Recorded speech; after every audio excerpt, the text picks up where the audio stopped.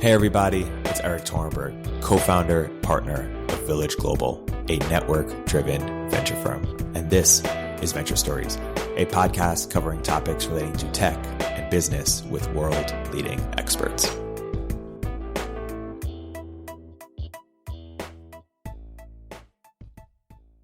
Hey everybody, welcome to another episode of Venture Stories by Village Global. I'm here today with two very exciting guests, Parker Thompson and Parker Conrad.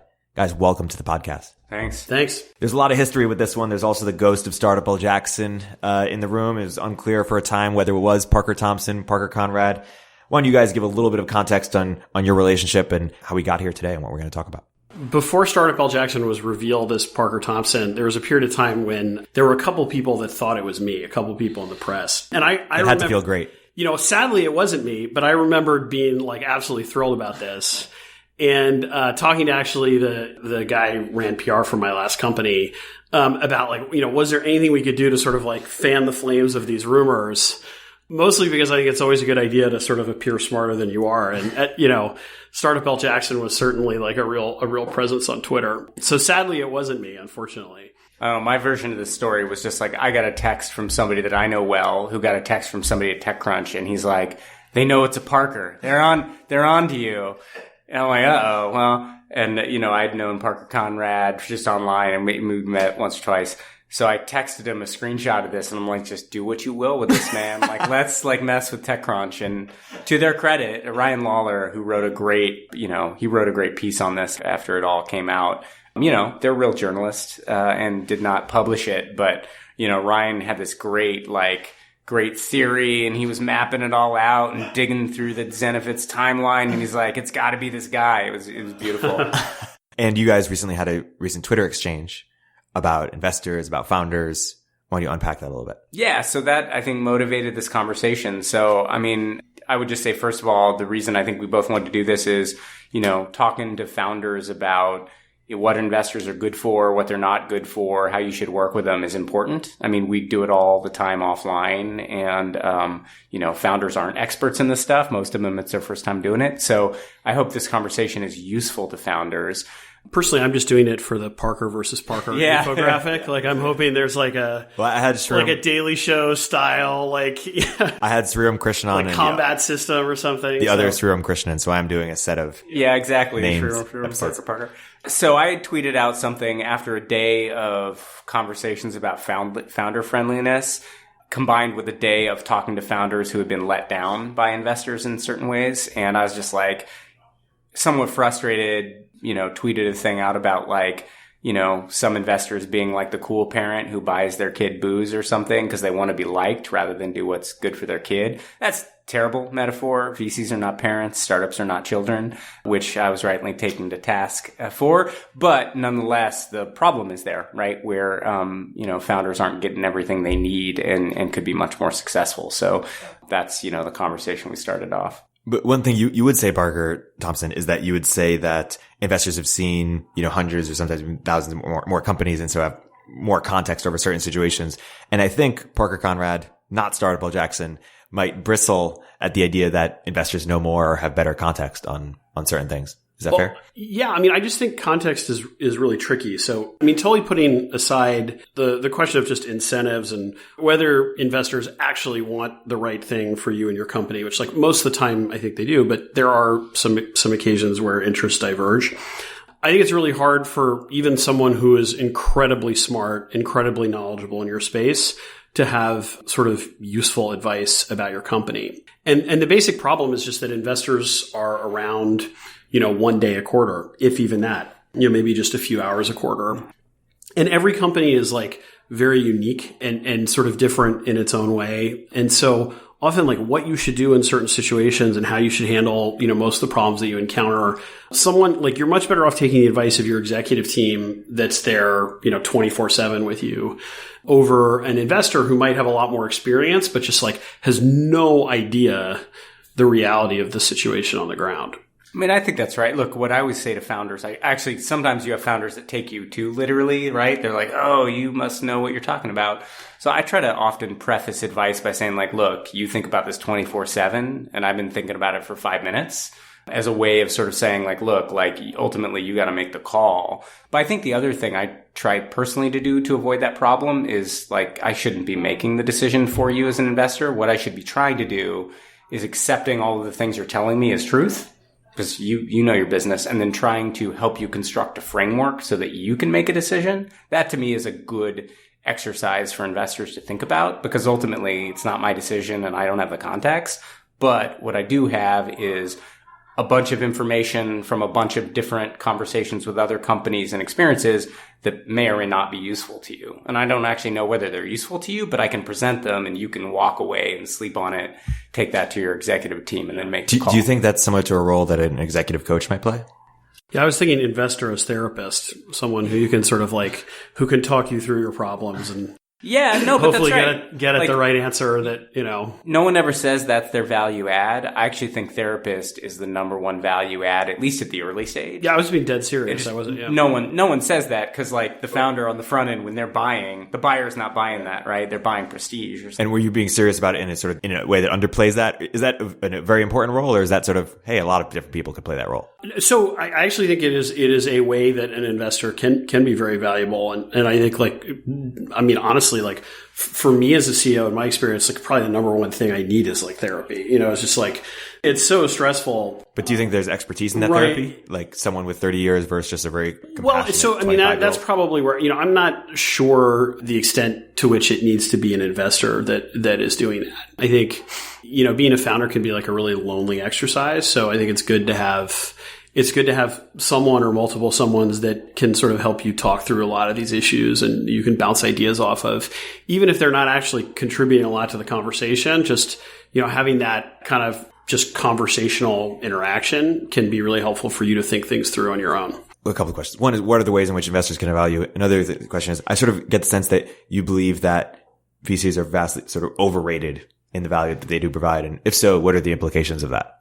Yeah. Well, I think maybe first you know, most investors talk about how they add value to their entrepreneurs. And I don't think it's that, you know, it's impossible for that to happen, but I think it's like far more likely to be the opposite. That, you know, I think that most investors that get involved in companies are value destroying. And so one question is like, why do investors feel a need to hold themselves out as a value added investor? And I'm like convinced that this is really, you know, a pantomime that investors perform for their LPs, that, you know, they have to present themselves as a value added investor because otherwise they're just money. And if you're just money, you know, why are you taking, you know, 2% and 20% of the other, or 3 and 30, or, you know, whatever it is at a particular fund. And so investors have to say, look, this company is going to be a lot more successful because of my involvement, and founders are going to give me, you know, better pricing in order to get me into the round. And I think there are some very meaningful ways that investors can add value. And one of the biggest ones, I think, is just brand imprimatur. Being able to say to the outside world, like, look, Sequoia or, you know, firm whatever has like looked at this deal and given it its stamp of approval. That the impact of that is real. You get fewer questions from prospects. You know, they're less likely to, you know, ask you like, how long are you guys going to be around, and how long have you been around, and you know, what are we going to do if you guys go under? And you're more likely, when your recruiters are reaching out to engineers, they're more likely to respond. When you're talking to partners, like, you're more likely to be able to get meetings. Your next round of investors are more likely to sort of come to that initial pitch meeting excited to meet with you and hear about it, and like, you know, thinking, oh man, this is a live one. Like, we gotta be engaged. And that stuff is all real, but it's not it's not something the investor is actively doing for you. It's getting the logo more than anything else that really matters.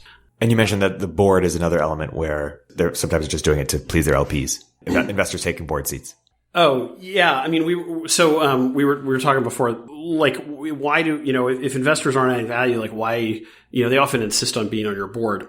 And I think the reason that a lot of investors need to be on your board is, more than anything, it's the way that their own LPs judge them. So sometimes when companies get really successful, it can be hard for LP, you know, if suddenly all these investors come out of the woodwork and everyone, you know, has put down on LinkedIn or on AngelList or something, you know, early investor in XYZ. And sometimes as a founder, you might not even like know like half the people who do that. And so for LPs, it gets really tricky to figure out like who actually was sort of a material investor and who just kind of threw in a little bit of money early on, or even like bought some secondary shares on the side. Because all these folks are spinning out to raise their own fund. They're all trying to raise their own fund. And so the LPs often look at this as like, okay, who is the board member? Because that's the person that I give like the deal credit to. It's almost like a deal registration kind of thing. I think it's unfortunate for the entire ecosystem that, I mean, I understand why VCs need that. It's almost like there should be like some central registration system on like who actually did this round so that investors don't feel the need to sort of go on boards. And, I mean, obviously there are other reasons that, they want to protect the investment. There are some very occasional critical decisions about a company that are made at the board level. And when those happen, it tends to be that the people who have like a seat at the table are the ones that are kind of like taken care of. And if you don't have a seat at the table, you don't get taken care of. I'm curious, brand signal aside, like who's been, and you don't have to name, but like, what was the most useful thing that an investor ever did for you, or the most useful investor who's been on your board or not on your board and did impactful things for your company? We talked about sort of the brand issue. I think there are other ways that I think investors can add value. One of them is I found a lot of investors helpful talking about things that at the time it seemed sort of not very significant to me. I thought I was going to talk to investors about, big strategy questions, product stuff. And where I thought investors add value was more stuff like, hey, I had this weird interaction with an executive. Like, I said something and they said something weird back, and I'm not, should I just ignore it? Should I, go talk to them and follow up? How big of a deal is this, and how, just that kind of like interpersonal stuff that I found investors to be extremely helpful on. Were they operator investors? Or, I mean, we kind of have this debate, right? Do you go with the operator? Yeah. I mean, so have empathy or think they can do your job better than you? I think that's probably, I haven't sort of like tried that with sort of financial investors, but, definitely with operator investors, I found that to be sort of super useful. And I think that investors are incredibly helpful on the fundraising side. So I remember one of my seed investors at Rippling and at Zenefits before that is a guy named Elad Gil, who you guys probably know from the High Growth Handbook. And Elad was incredibly helpful to us around fundraising. I mean, there were certain critical junctures where he really I basically spoke with him almost not at all. And then when we were raising money, like he was, sort of all hands on deck, and rounds would just not have come together if it weren't for his involvement. And they're around introductions, also back channeling. Introductions. How can investors be helpful around fundraising? How do you set up a process? Who to go into, who not to go into? He just really understood all the firms out there. And then sort of later on, what happens is your Series A investors, every subsequent round that you do, your Series B, your Series C, your Series D investors are all they're going to come talk to your Series A investor, like maybe even before they talk to you about the company. And your Series A investor will end up, or anyone who's sort of like, one of the sort of, a big part of the cap table is going to end up being like almost as much a part of that subsequent fundraising process as you will be. And so you need someone who can be effective at that.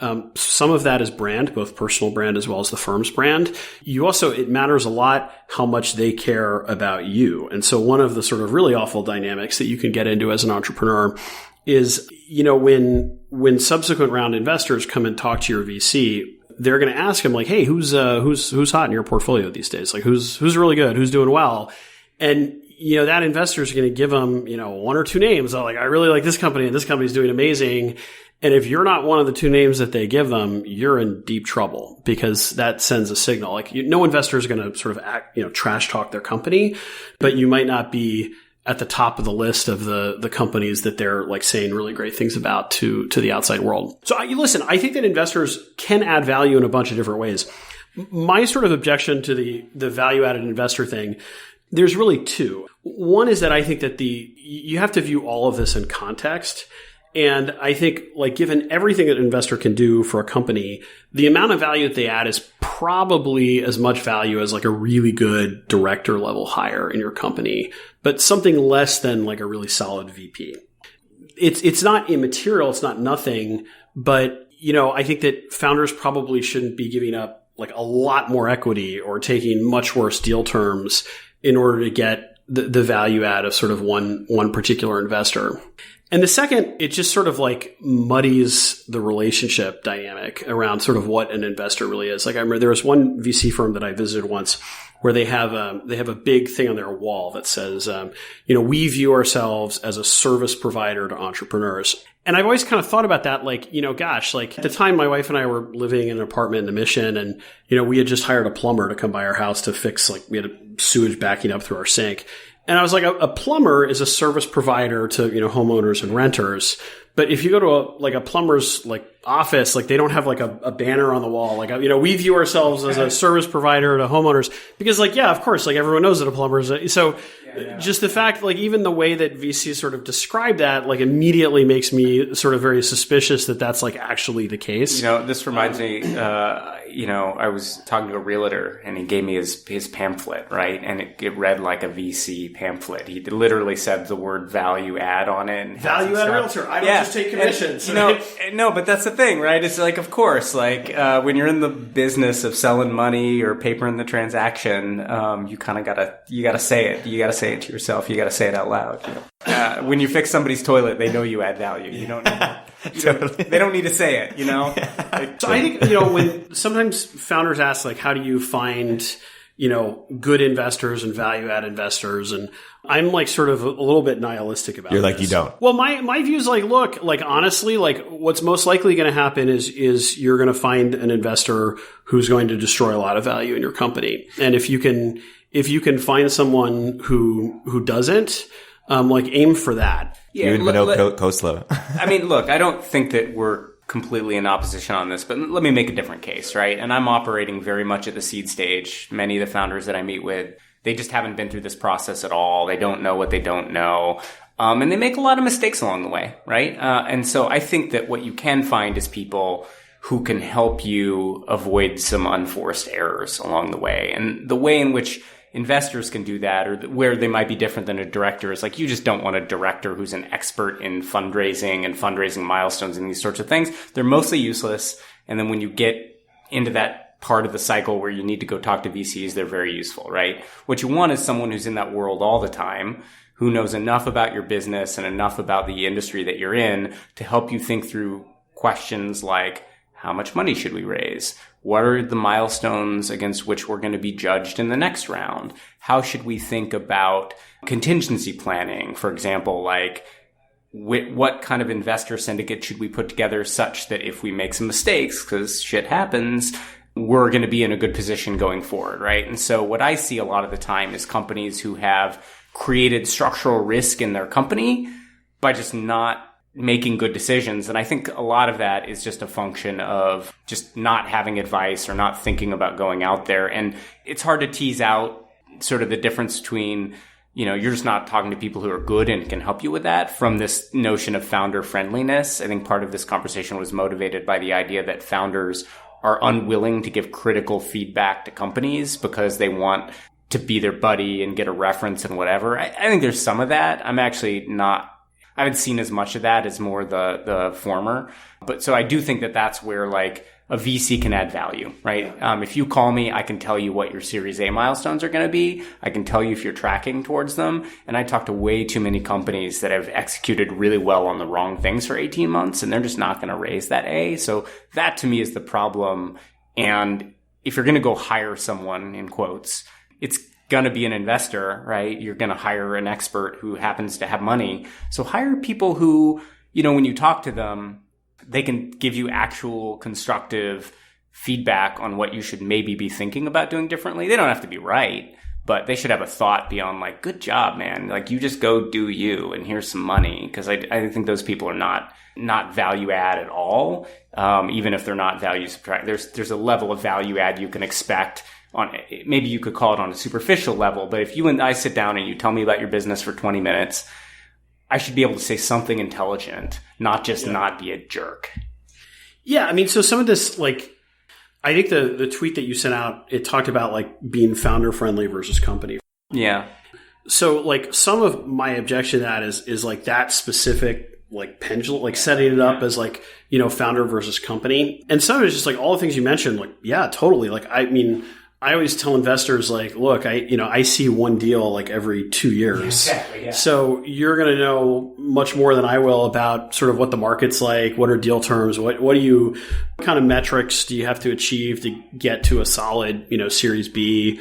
Based on our metrics, what's realistic for us to look for and achieve? Because like as a founder, you have no way of knowing that. You're at just a real information disadvantage going into any fundraising process. So like anything about fundraising, investors are going to know a lot about that and like can be like very, very helpful. The problem that I have is like when it's set up as like founder friendly versus company friendly, like all of that stuff is like very founder friendly to sort of, tell founders about that stuff and just be like, look, you don't have the metrics to do this. Like you need to double your revenue or you're in deep trouble in 6 months. When you set it up as founder friendly versus company friendly, it implies that those two things are like opposed. So it's sort of like, or it sets up this straw man that already sort of like concedes the point to an investor that's maybe not founder friendly. I'll tell you why I think that's a good frame, which is, look, I think actually when you frame it as company friendly, it forces us to get on the same side of the table. Like this goes both ways, right? Like you want a better valuation for the company and that's in the best interest of the company. Make that case in that way.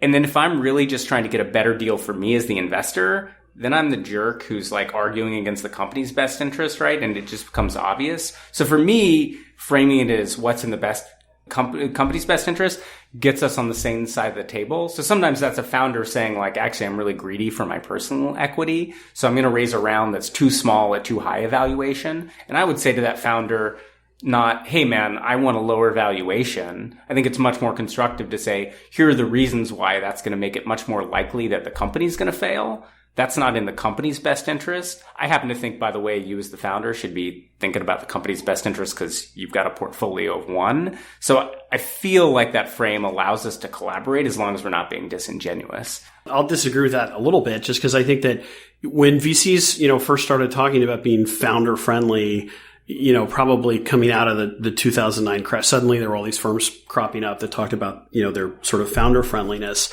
I don't think any of them were taking the point of view that they were being founder friendly at the expense of doing the right thing for the company. I think the reason that they said that is they thought that being founder friendly was like the surest way to actually make the company successful. I don't think so. I mean, I think that what it really comes down to at the Series A, particularly at the Series A, which is really where you saw this happening, but beyond, the market is such today that these are very competitive.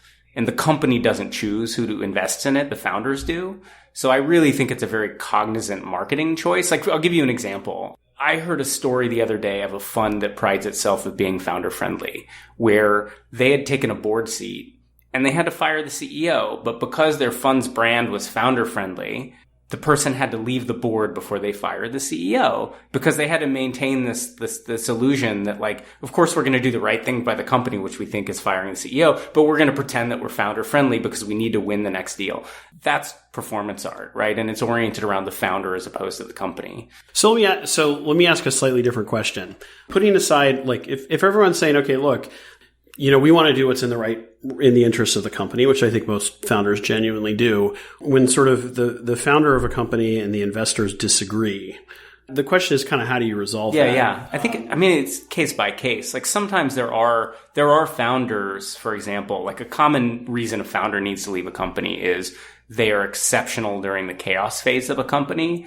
And every company succeeds by escaping the chaos phase, right? You move out of pre-product market fit, you get to scaling, and some founders just can't do that. And how they respond to that is they start throwing bombs into their own company, right? So I think a good investor will try to help that person either succeed at that role or help them understand that actually they've done a great job getting it to here.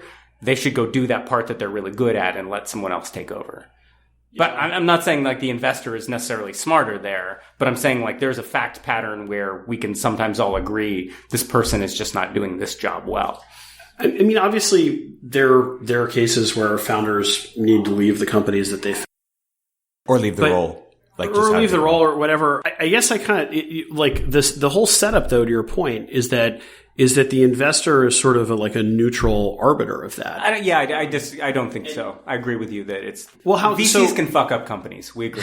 Yeah, a board can fuck up a company. A more common case than removing you as CEO is it's very common for the CTO to not be a good VP Eng and to coach those people into a role that's better for them over time. Like it'd be interesting to look at percentages, but more often than not, I think people who are good on the engineering side at building companies early don't end up being good at scaling them. Yeah. Less often, I think the CEO visionary, that's where you can fuck up a company, I think, where you're like, look, let's put in, who was the guy who replaced Jobs at Apple, right? This is the classic example.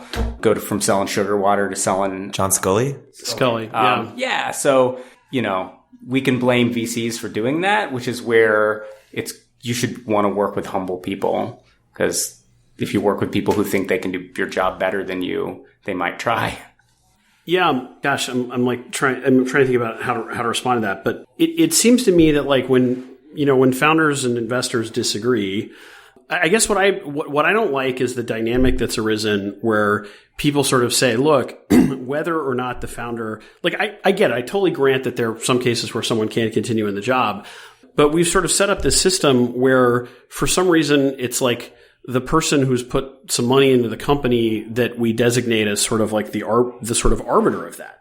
The question is like, why is that? And like on some basic level, it's because like they negotiated those rights as part of the investment agreement. And so I think there's a fair question of like, well, as a founder, like, should you be willing to sort of give them that right? I think for me personally, I look at this as like, look, I'm interested in having investors, as partners. I'm interested in their advice. We definitely, need capital, but I'm like not personally like very interested in giving them like a giant red button, sort of a self-destruct button that they can like push, at any moment in time. So then I think one sort of, I think, more interesting question to me is like, okay, when founders and investors disagree, who's more likely to represent the interests of the company? Because obviously there are cases where an entrepreneur might be wrong. There are cases when an investor might be wrong. So then it gets to a question of incentives. And I'll make the case for why I think like founders generally are like everything that you said being true, why I think founders are a lot more likely to be sort of operating the interests of the company than investors. And I think there are really two. It comes down to, because basically when a VC wants to do something with a company, a VC can be wrong in two ways. One, they can actually sort of have the wrong incentives. Like they can be like doing something that, they know is probably not in the interest of the company. Well, and I think there's more than that. And I think, and the second one is like, they can just be wrong. And so the second one to me is kind of easy. On the one hand, like VCs are sort of like not their day to day, which maybe in some cases like gives them a little more objectivity, but I think it's far more likely to cause them to misread the situation, to not really understand the day-to-day reality of what's going on at the company, what's happening on the ground, the market dynamics. They're making, big decisions off of like very small amounts of like largely anecdotal data. And then the second thing is like, how do VCs, like in what ways are investors actually misaligned with the interests of the company? For founders tend to, I really believe that founders are putting the interests of the company first. And the reason is that one, like founders, to your point, they have a portfolio of one. It's like their entire life is invested in this company. But more than the financial investment is the fact that they're just there all the time. Like you, as a founder, you probably feel a lot of affection for the company and the people around it. And that's not always true of investors. Investors, I think there are a couple things that can come before the interests of the company for an investor. Like I kind of rank them as like, the first thing for an investor is usually their personal brand. So if, there is a case where as an investor, your personal brand is like misaligned with that of the company, that's very dangerous because a lot of investors, their career, their future deal flow, like it's all about, their personal brand and sort of the press that they're getting about this and the way they're perceived by LPs in the larger market. And I think that, the second thing is, the brand of their firm for the same reason, which actually can be sometimes different than their own personal brand. And then the third thing is the returns of their firm, which is where what you mentioned comes in. They need liquidity on investment, or they need timeline markup, scale about, something like that. And then I think the fourth thing is like making the company successful. And so while I think it's like 99% it's true that 99% of the time the interests of investors and the interests of the company are aligned. And it is true that life is long, and often in the course of 5 to 10 years of building a company, there are cases where suddenly you find yourself on the opposite side of the table from an investor, and they're not actually acting in the interest of the company. I guess for me, it's kind of like, well, like I don't have a solution to this problem. Like I'm not saying that founders are always right, but I also don't sort of buy into the idea that like investors are sort of trusted, neutral third parties that are in a position to sort of like adjudicate that. No, I don't think they're neutral at all. I mean, I think we're using investor and board member interchangeably, which obviously there's a lot of overlap, right? Yeah. In practice, what you're doing is you're accumulating a set of partners as you go, and over time giving up some control over your board, right? Yeah. So as someone who doesn't take board seats, and I don't want them, and I don't think it makes sense, particularly early, I think these people can be good partners, and the right way to think about it is you as a founder need to think about who's going to be a good partner for your company. And this is one thing I hope people would walk away from this podcast doing. Like, no one ever asked me, like, how big's your fund? When do you need an exit? Like, what is your business model? No one ever says that to me. I have that conversation with founders a lot, we're going to raise a Series A. It's like, all right, let's think about partners that are going to be aligned with us long term. You can do that. I actually think the number is probably less than 99% of the time we're aligned. Maybe we're aligned 80% of of the time. It's also very different because like you're a seed investor and you don't take board seats. And so I think there's a big difference between, seed investors are often, just financially their incentives are more aligned with might as well entrepreneurs. Have common stock, right? Because you basically have common stock, particularly as the company, the farther along the company gets, the more, sort of you're aligned with the common stock rather than I'll tell you where we're not though. I mean, we're still playing a game where I'm looking for that $1 billion outcome. And it turns out that most of the time when we're investing, if we're doing our job well, we're looking for things that could be that. But a year in, it's often obvious that it's not. And probably it's in my best interest to have that company go raise an A anyway, so I can get a markup, so I can look smart, so I can get money to do the next thing. Yeah. Founder alignment is telling that founder, hey, listen, this is not a $100 million opportunity even. You should just find a $20 million outcome, do right by yourself and your team, and move on. Or not, or just run the thing, right? That's founder alignment. My economic incentives even there are not aligned with the founders, right? But I try to personally take a long view, which is, look, I'm not going to make my money on this one. I'm going to make my money on that Parker Conrad deal that I did. So let's have these people be happy, and hopefully we can do another one together. Yeah, hopefully. I like that. For me, I think where things get really dangerous is when you have an investor that there's no like one thing, but it's some combination of an investor who's taking a board seat, who has larger ownership, is putting a larger amount of their fund to work, where suddenly it changes from them sort of feeling like they're along for the ride to them feeling an obligation to like make sure that things like happen in like the right way. Because then you get, I think there's a dangerous dynamic of having someone who has very little context day to day about your company. Like no matter how brilliant they are, they just don't have sort of an on the ground reality of sort of what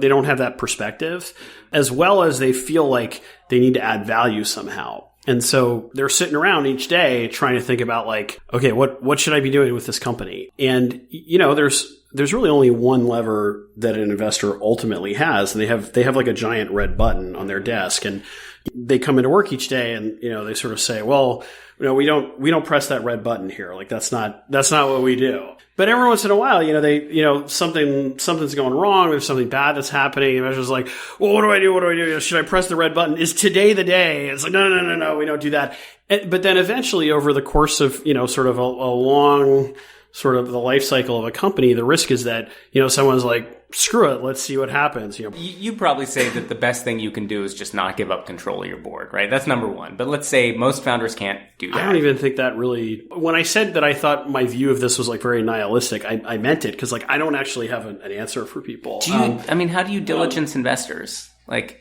based on what you learned at Zenefits, what have you done differently with Rippling? So this Eric Thornberg guy, did you call his references? Did you call his mom? Like, how did you figure this out? I think what most entrepreneurs should be looking for in an investor is like a do no harm. Yeah. Look, it's great. I mean, there are... But I'm going to say that I've had investors that have been incredibly value add, but it's also...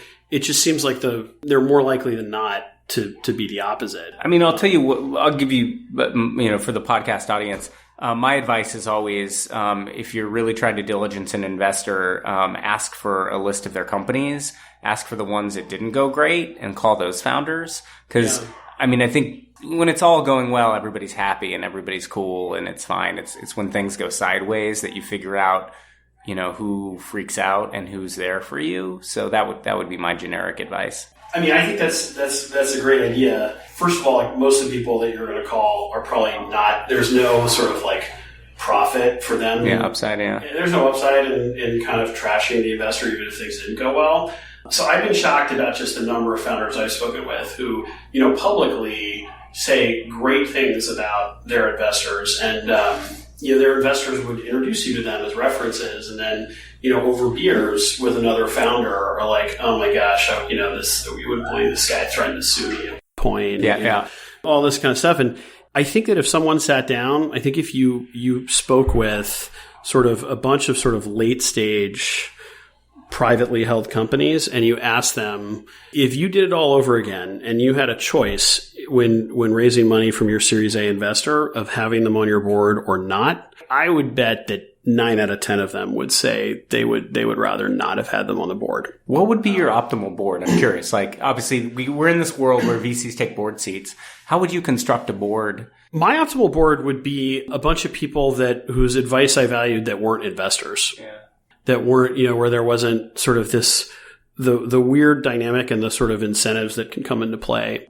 Someone gets into a situation where, they feel like, their neck is on the line, or, they've got their own reasons that they need something to happen that sort of can very often run counter to the interests of the company.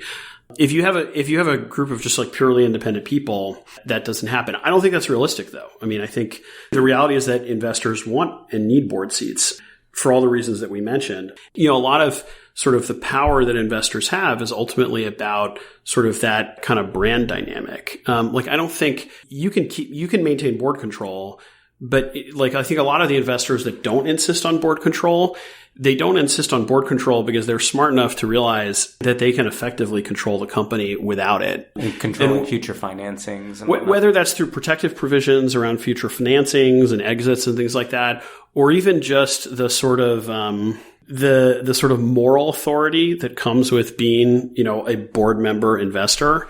I talked with a founder at one point who told me about sort of a Series A investor that, there was something that came up and, that Series A investor threatened to sue him, was like, hey, if you don't do this, we're going to sue you. And then what are you going to do? Right? Like your lead investor suing you.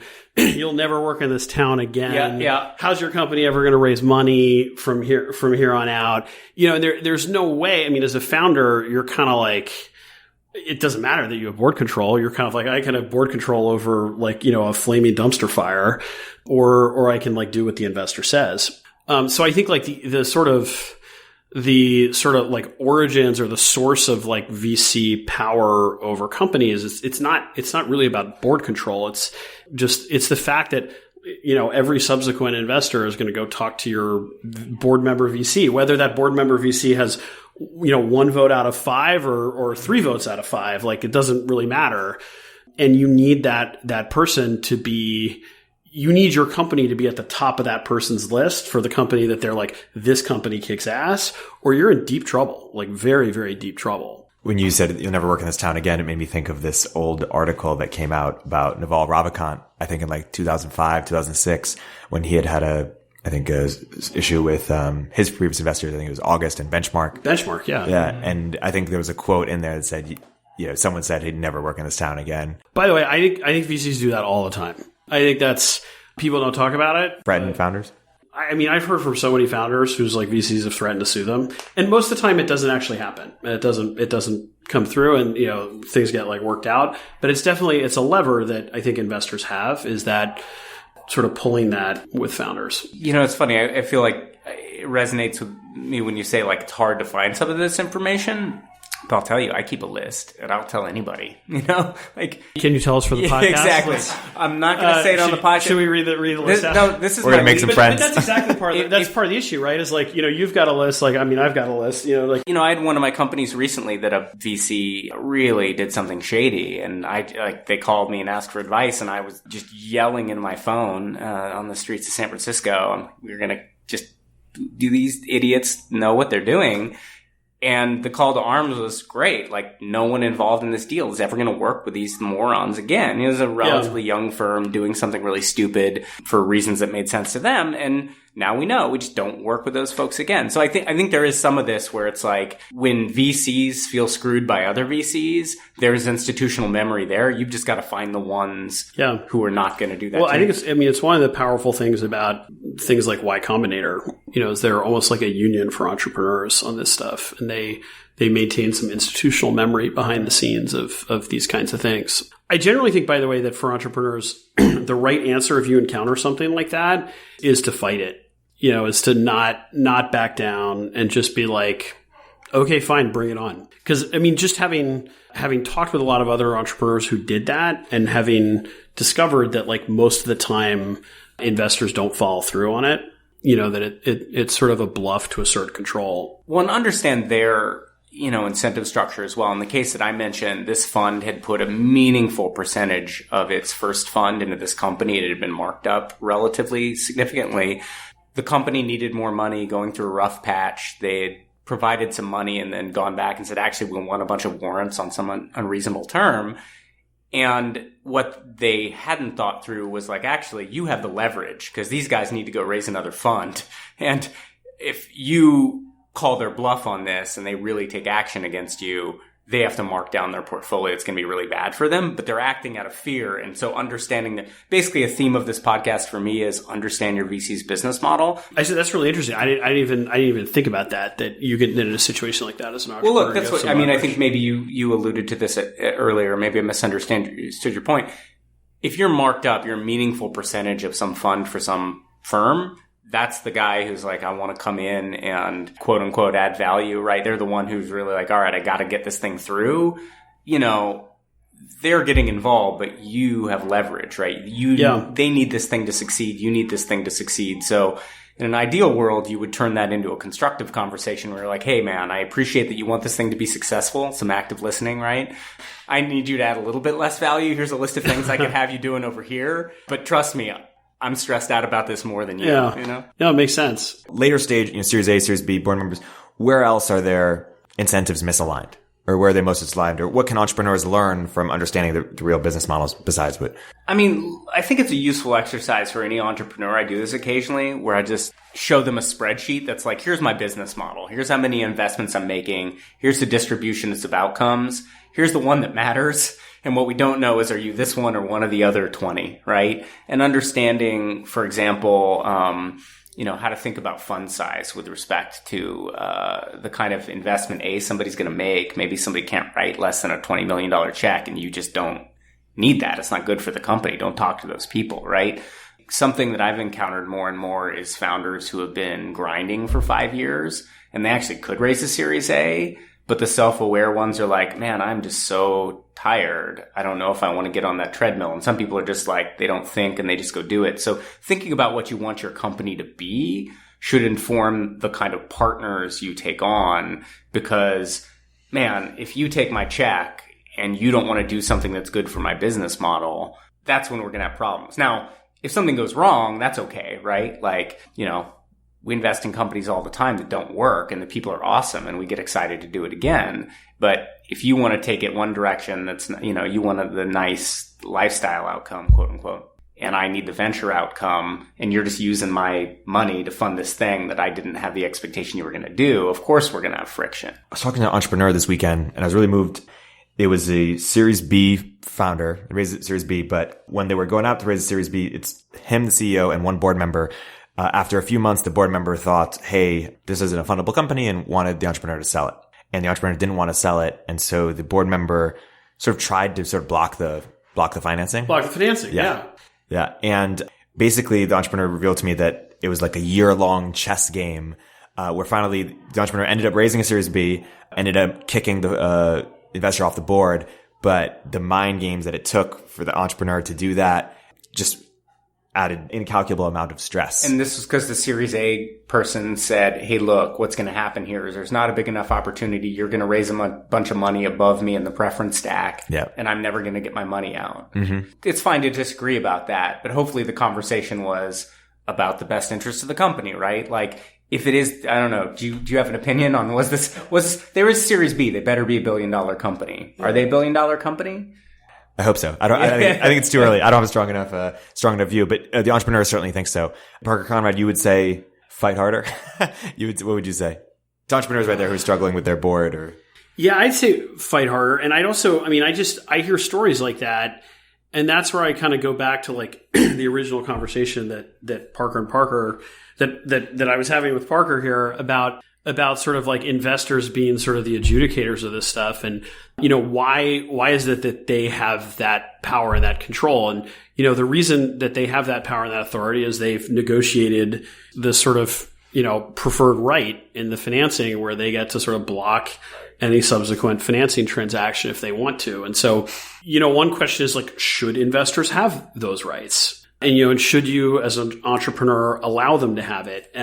Now the real answer is like, you don't have a choice because like those are standard deal terms.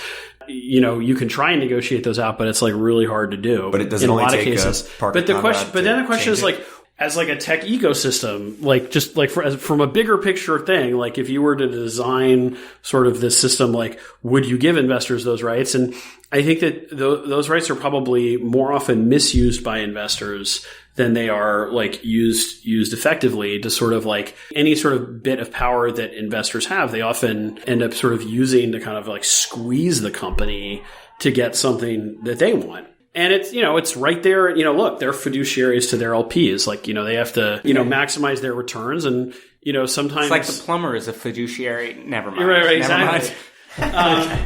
I mean, a lot of this is I feel like if people just talked more honestly about what investors were and what this relationship was, it would be a lot better. It's when people are talking about investors as service providers to entrepreneurs and things like that it just like really gets muddy. And then entrepreneurs are surprised when their plumber comes and tells them like, listen, I'm going to eject a stream of liquid sewage in your living room unless you move out and give me the keys to your house. Right. Like plumbers don't do that. But like VCs do. Yeah, I mean, one thing I would say here is like, I mean, you feel free to disagree about this, but I think I subscribe to the Hunter Walk school of how we should talk about VCs, which is most of them are good people. We shouldn't give them permission we shouldn't expect them to be evil because then we give them permission to do evil. I think most of them by and large are good. And I think probably like the way that I would interpret the situation that you just gave us, Erik, was like,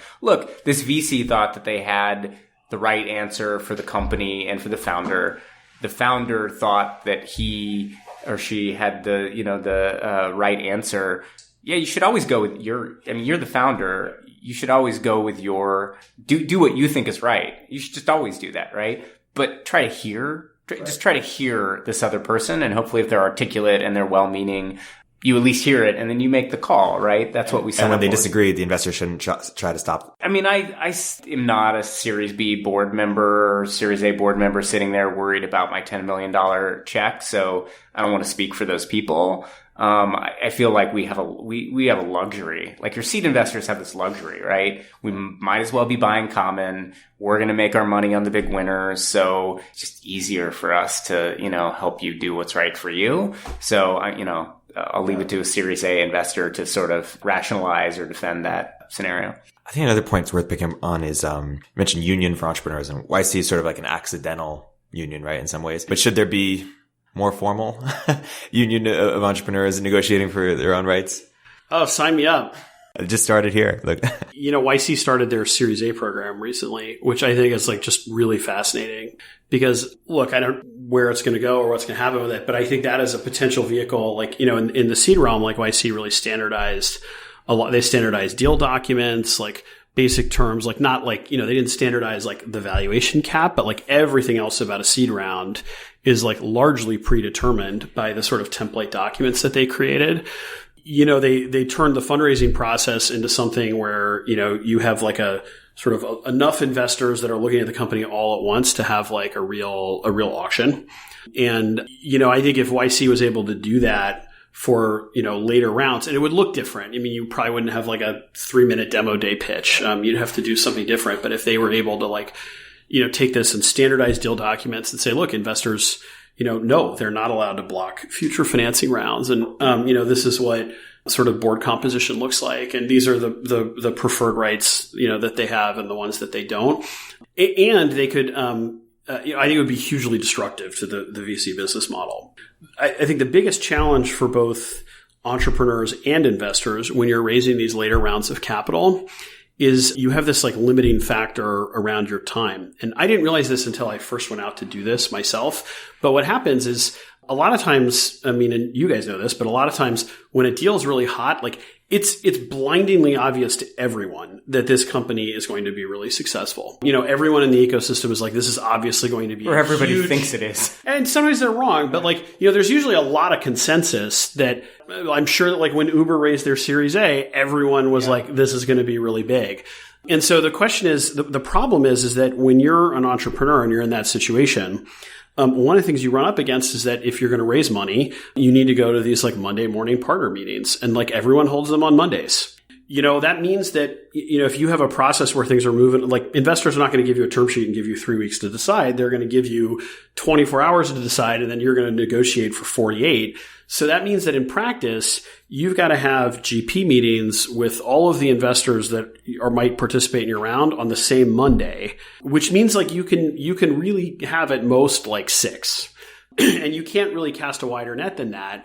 And that's why, like, I think brand ends up being so important to these investors. And it's why the returns for the top tier institutional investors are so much better than all the rest. Because if you're an entrepreneur and you know very little about this industry, you've stumbled onto just like lightning with something that you're building, it's clear to everyone that that's the case. Who do you talk to? You talk to the people you read about in the newspaper, right? Like that's, you talk to, Sequoia and Benchmark and, like a couple of other firms. If you're like the third tier investor, like you might recognize that company is amazing, but you don't even get the meeting. That's the sort of challenge that they have. And from an entrepreneur's perspective, when there's only like 5 firms that you're speaking with, there's a limit to sort of how much you can negotiate, terms and valuation and things like that. Like it gets just a lot trickier. Yeah. I mean, I think where I'd rewind a little bit and say, when you talk about this union for entrepreneurs, I mean, I think your takeaway as an entrepreneur needs to be the union isn't going to worry about you. You're just one of 125 companies in the batch or whatever it is. And I mean, I think what we don't think about is all the suboptimal outcomes that come out of the power of the union. So like you go through YC and there's demo day, there's an auction process, and you're going to get a better price coming out of that than any other process, right? But price is just one component in this overall process, right? Like what you're trying to do is build a team, a plan, and finance it so that you can get this thing to the next stage. And I think it's obvious, the metric, right? The obvious metric is how much money did we raise at what price?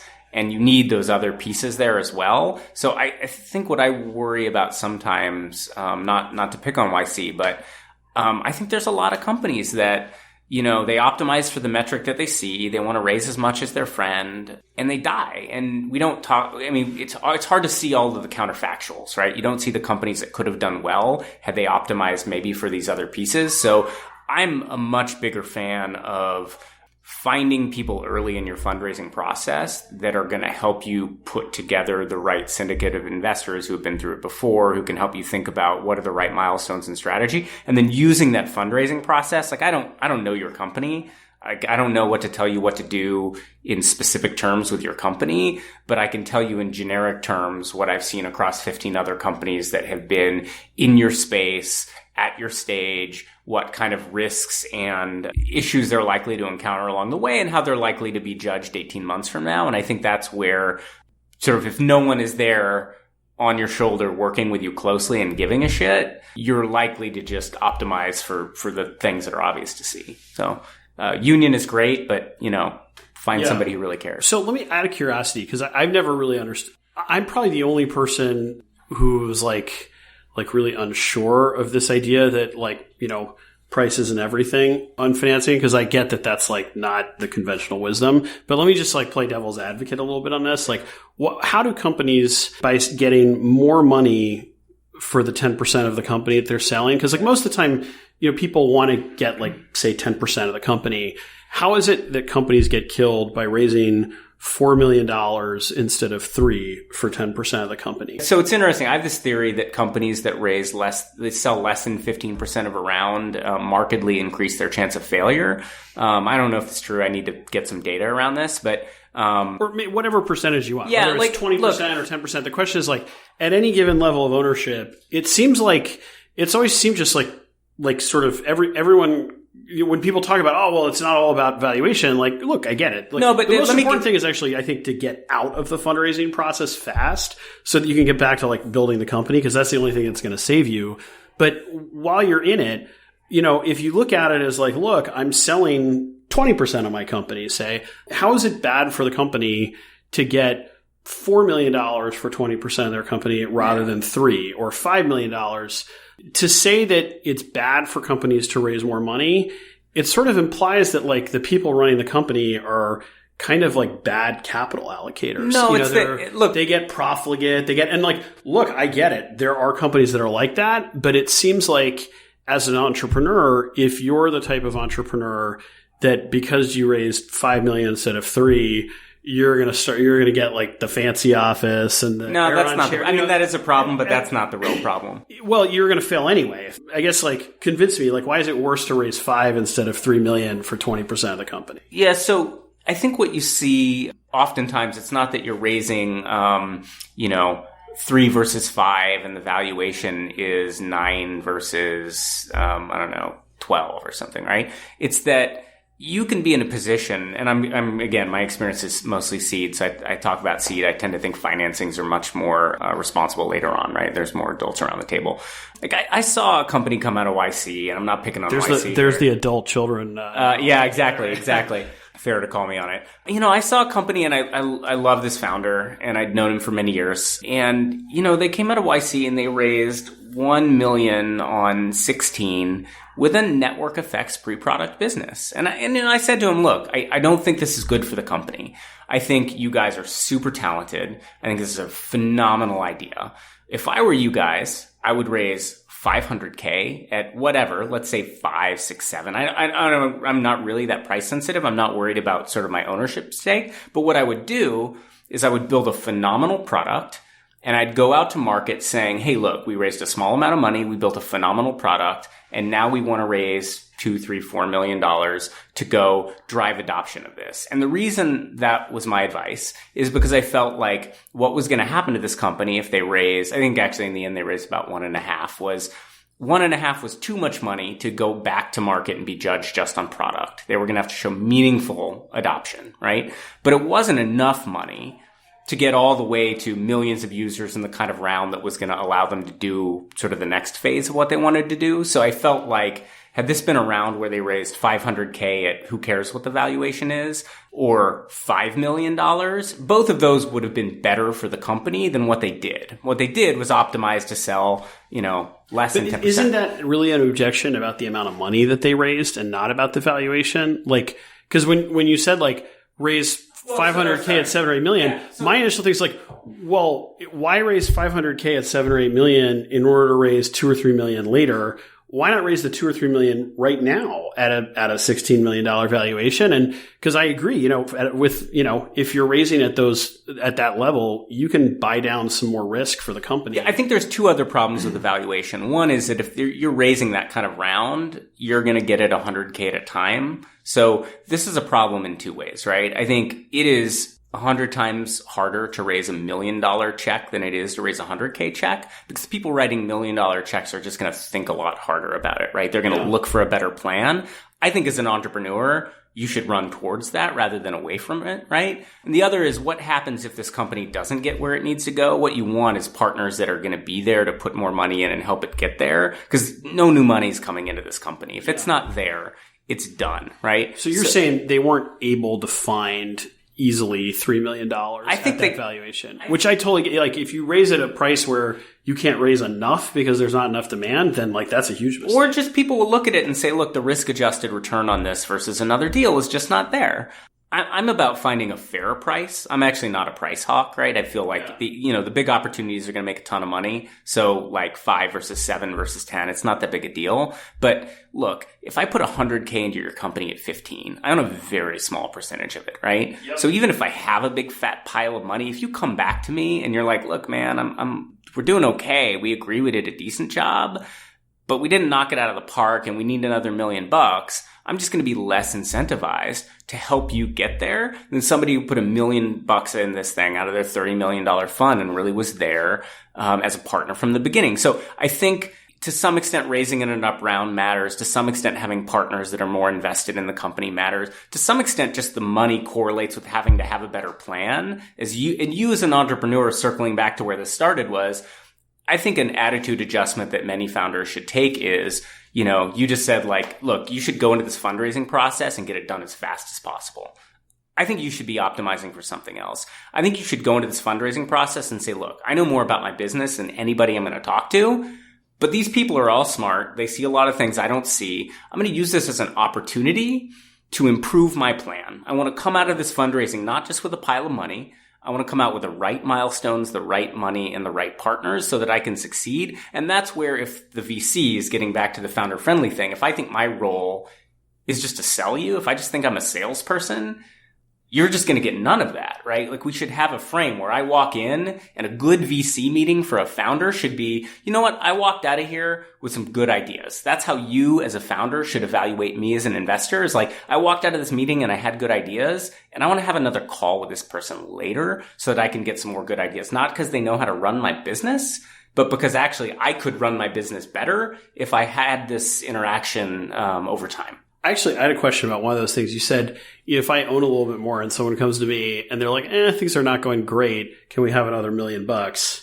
I would be more inclined to do it. Do investors actually ever do that? Because like my assumption and what I tell people is like, you should assume you're never going to get any more money. And the only way that you're going to get more money is if your metrics are like so unbelievable that no one can ignore you. No one can ignore you. And so the idea that like, investors will give a company with mediocre metrics like more money. No, but it's not mediocre metrics. You know to what sort it of is? Like just tide them along. I mean, maybe that it's never happened for me. But there's look. You as a founder have faith in what you're doing, and you come to me and you don't have numbers, and I'm like, I don't know, man, I can't see it, right? And you're like, if you're rational, which is hard to be, you'd be like, I understand why you can't see it because you're not in my day to day. So I think what happens is a team is going along and they're doing well, but the numbers don't reflect the opportunity, right? So I've had this happen a bunch of times where, if you're close with a company and you're working with them,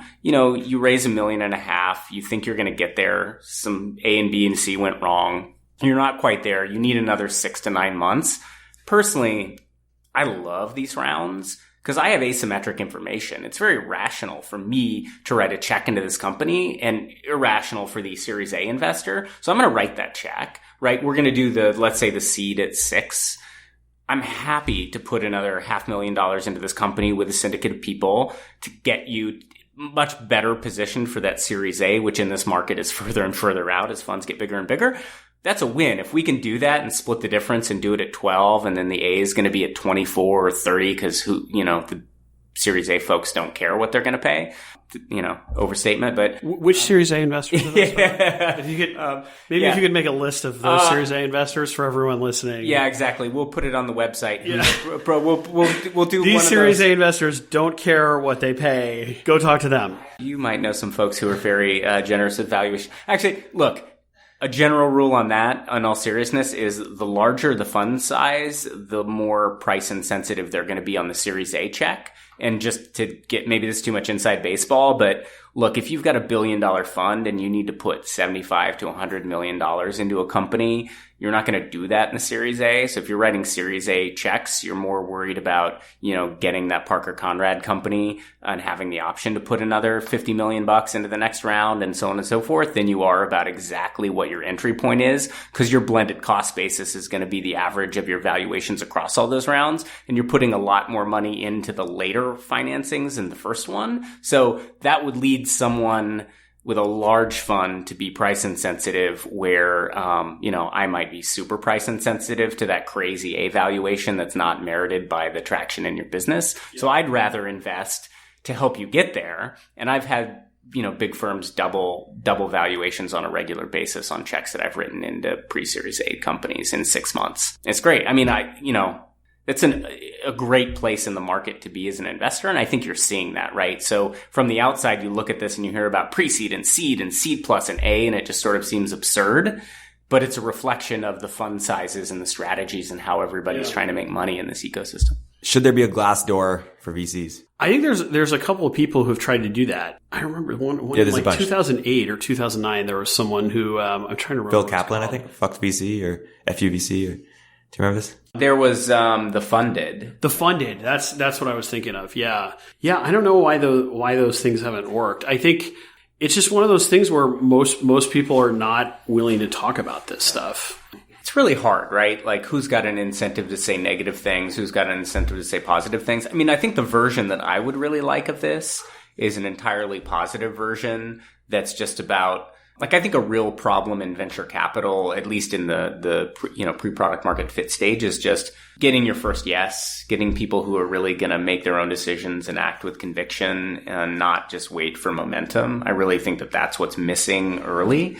And so I would love to see a site where founders just go and say, look, here are the people who really said yes to me early, made my round happen. Because I think, like, when you're a founder and you're going out to raise money, you don't care about the last check. That's going to be easy, right? You're just looking for the people who are willing to say yes without asking, well, who else is investing, right? So I think that's what founders could really use early. And I don't know, I'd be curious about your opinion, but I think by the time you get to Series A, you actually have a support system around you. You have an ecosystem, a bunch of founders, you have a bunch of investors around you. So it just doesn't feel like that's a real problem so much as this early stage is messy. It's where all the opportunity is, in my opinion, but it's also like really hard if you're a founder trying to navigate it. So if you guys at Village Global want to build that, I will be your free product manager. Sounds good. I mean, I sort of take like the opposite view, which is I think that like the whole it's inherent in the dynamic of, VC investors having LPs that they need to answer to. That I think like most of these guys, you put their back against the wall and they'll slit your throat for a nickel. And I don't think the problem is like you have to identify one or two bad ones. I think it's that, this is just like most of these investors, the incentives are very different from yours. And I think, I don't have like an answer on like how you avoid that, but I don't think it's that get profitable, make money. Like there was, so in fact, the guy that I was mentioning who that I mentioned earlier in the podcast, who told me that his Series A board member had threatened to sue him. Subsequently, this guy's Series A board member gave this guy's name to me as a reference. Like, so I think that there's like definitely like a weird sort of like, I think the problem is like, you just genuinely don't hear a lot of these stories. I'm sure like most people that he spoke with, as a reference, he gave like glowing testimonials to, because, why wouldn't he? Any unless you want to plug Rippling or any last things you want to plug? My new company is called Rippling. The basic idea is that, with the sort of the deadweight loss of the SaaS revolution, I think has been that businesses now have like 100 different systems they're using to run the company. And I'm convinced that there's this incredible administrative pain of just having to manage employee information across HR systems and IT systems. So you really see this when you hire someone. You have to, get documents signed, add them to payroll and benefits and other things. But you also create their email account and get them key card access to your office and set them up in Salesforce and GitHub and AWS and other systems. So the idea behind Rippling is that it's an all-in-one HR and IT system where you can manage employee information across all those different systems. So you have a button to hire someone, and we get their documents signed. We set them up in payroll, benefits, and HR systems, but we also set up their access to all your different third-party apps and services, things like email and Slack and Dropbox, and we also ship them a computer. So it's kind of like all of the stuff that an employee needs on day one. We don't care whether it's like HR's job or IT's job or the legal department's responsibility or part of the finance organization. We kind of give you one system that stretches across all of those things, and we can automate huge amounts of administrative work for companies. Cool. Awesome. Thank you so much for both coming on the Thanks. podcast.